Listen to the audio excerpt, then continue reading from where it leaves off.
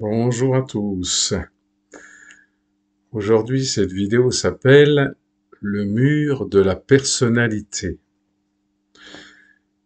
Alors, j'ai cherché un titre pour essayer d'expliquer le message que je voudrais faire passer, car quand je me rends compte dans le milieu spirituel, tous ceux qui pratiquent dans un parcours spirituel, ancré dans une religion, ancrée dans une culture ou pas, il y a toujours quelque part quelque chose qui bloque dans cette évolution, c'est la personnalité.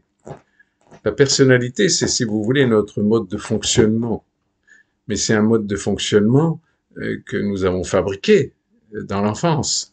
Et ce mode de fonctionnement, c'est un peu, si vous voulez, à l'endroit où on s'est arrêté de grandir.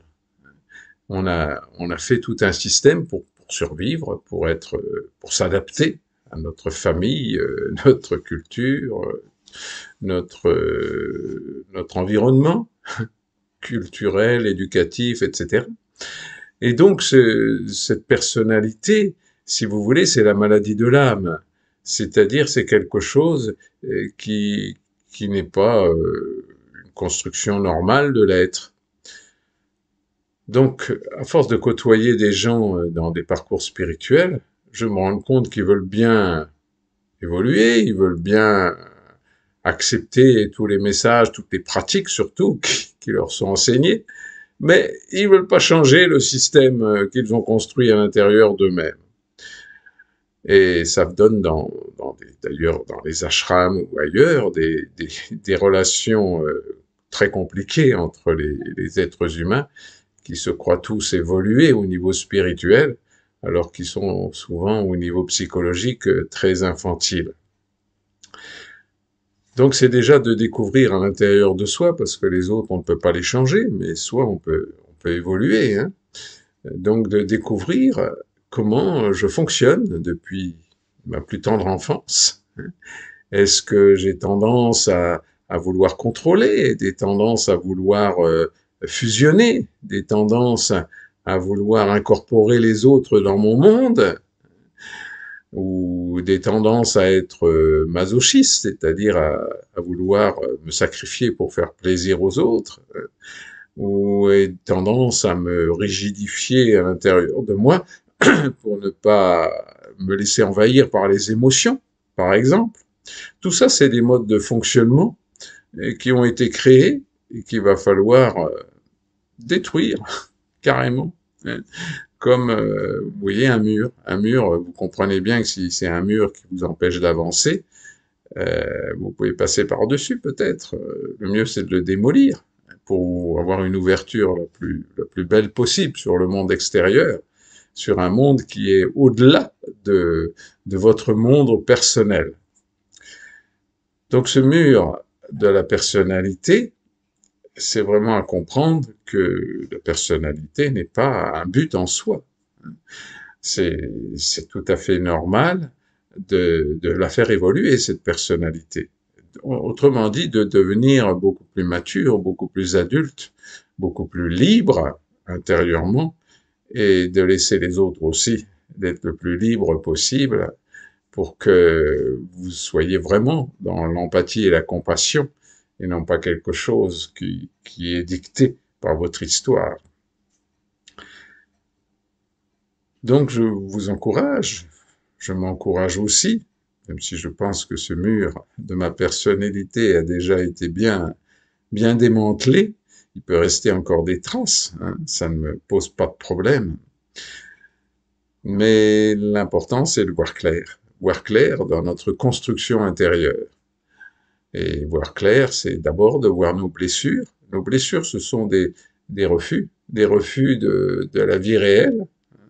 Alors bien sûr, les conditions dans lesquelles nous avons eu ces blessures sont peut-être des conditions inhumaines. Je suis d'accord avec vous. Mais aujourd'hui, ces conditions inhumaines, on peut comprendre qu'elles étaient nécessaires à votre chemin de vie, à notre karma, pour développer certaines qualités, justement, certains dons, et qui n'aurait pas pu se développer sans ces conditions inhumaines au moment où s'est fabriquée notre personnalité. Donc c'est toujours faire le tri, bien sûr, le tri de ce qui est encore juste aujourd'hui et ce qui ne l'est pas. Alors notre personnalité, ce mur de la personnalité, il a aussi un gros défaut, j'allais dire, c'est qu'il transforme tout ce qu'il entend. Tous les messages spirituels que nous recevons, ils sont déviés, traduits, manipulés, pour qu'ils deviennent digérables par notre propre personnalité. Donc c'est bien pour ça que ce mur de la personnalité est vraiment indispensable à comprendre, à découvrir, pour le remettre à sa place, si je puis dire, pour que on puisse entendre vraiment les messages de guides, de maîtres, de gens très éclairés, très évolués, qu'ils soient incarnés ou pas d'ailleurs, et pour que justement on puisse avancer de façon juste.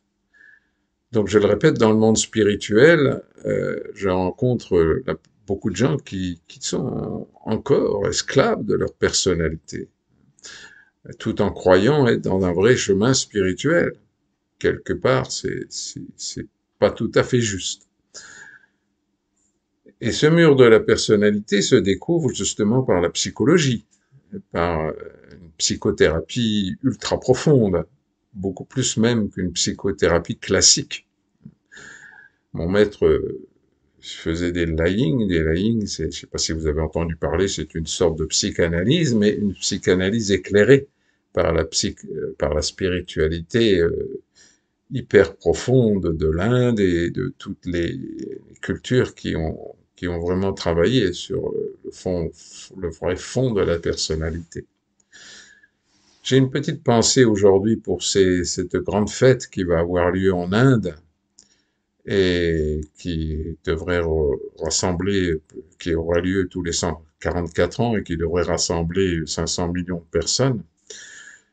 Je partage pas cette vision de la chose, même si je pense que je vais me connecter d'une façon subtile à cette énergie. Mais je ne partage pas le sens indispensable et même peut-être utile de ce grand rassemblement. Donc c'est là où justement cette personnalité que nous avons doit aussi faire le tri entre ce qui est culturel et ce qui est vraiment le fin fond de la spiritualité. Chacun a son chemin, bien sûr, et moi j'ai fait des tas de choses, comme embrasser le tombeau du Christ, etc. Enfin, j'ai fait plein de choses comme ça, donc je ne juge pas ça, si c'est nécessaire dans notre chemin. Mais il y a encore beaucoup d'illusions à perdre dans ces pratiques rituelles qui sont des sortes de rassemblements, mais qui sont aussi comme si tout le monde fonctionnait de la même manière. Voilà. Bon, j'essaye vraiment de vous encourager à voir comment vous êtes construit de l'intérieur et de ne pas prendre ça pour une vérité fondamentale, mais bien quelque chose qui doit se désagréger, et je vous assure que c'est absolument pas confortable. Ce n'est pas du tout fait pour être confortable. De toute façon, si vous êtes dans une spiritualité que vous vous sentez confortable dedans, c'est que vous vous trompez. Ça peut pas être confortable, puisque quelque part, tous les jours, il y a tout un domaine émotionnel qui va, qui est là pour vous remettre en mouvement, si je puis dire. Donc, si vous êtes dans une phase de tranquillité relationnelle, émotionnelle, hein, c'est qu'il y a quelque chose que vous ne voulez pas voir quelque part, puisque l'évolution ne doit pas s'arrêter jamais dans notre histoire. Donc déjà dans cette incarnation et même après.